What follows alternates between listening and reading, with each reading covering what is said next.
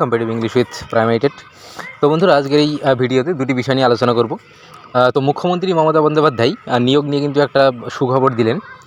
তো উনি যে বিষয়টা বলেছেন, এই যে ওবিসি মামলা, তো যেটার জন্য আমাদের সারা ভারতবর্ষে এক প্রকার নিয়োগ প্রক্রিয়া থমকে রয়েছে এবং ওবিসি মামলার শুনানি এখন পেন্ডিং রয়েছে সুপ্রিম কোর্টে। আগামী মার্চ মাসের 18 তারিখে আপাতত টেন্টেটিভ ডেট দেখাচ্ছে, এখন দেখা যাক পরবর্তীতে কী হয়। তো এখন আসি মেন কথাই, মুখ্যমন্ত্রী কী বললেন নিয়োগ নিয়ে।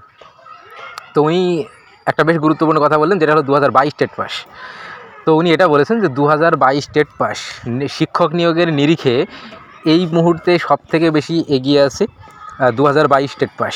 তো এটা কিন্তু একটা খুব ভালো একটা সিগনাল এবং নিয়োগের যে বিজ্ঞপ্তি সেটা কিন্তু খুব দ্রুতই আসবে, এটুকু বলাই চলে।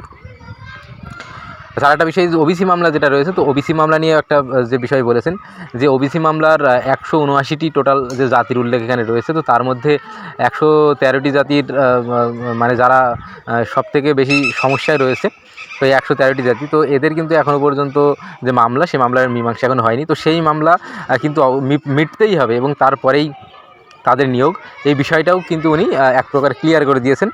এবং তার পাশাপাশি 2022 টেট কিন্তু যে একদম অনেকটাই সামনে রয়েছে, সবথেকে বেশি ধাপে এগিয়ে রয়েছে 2022 টেট পরবর্তী নিয়োগের ক্ষেত্রে। তো এটা অবশ্যই আমার মনে হয় একটা অবশ্যই ভালো একটা সাইন। তো এই বিষয়টি উঠে আসছে। তো অবশ্যই প্রাইমারি সংক্রান্ত বিভিন্ন খবরের জন্য আমাদের চ্যানেলের সঙ্গে যুক্ত থাকবে। ধন্যবাদ।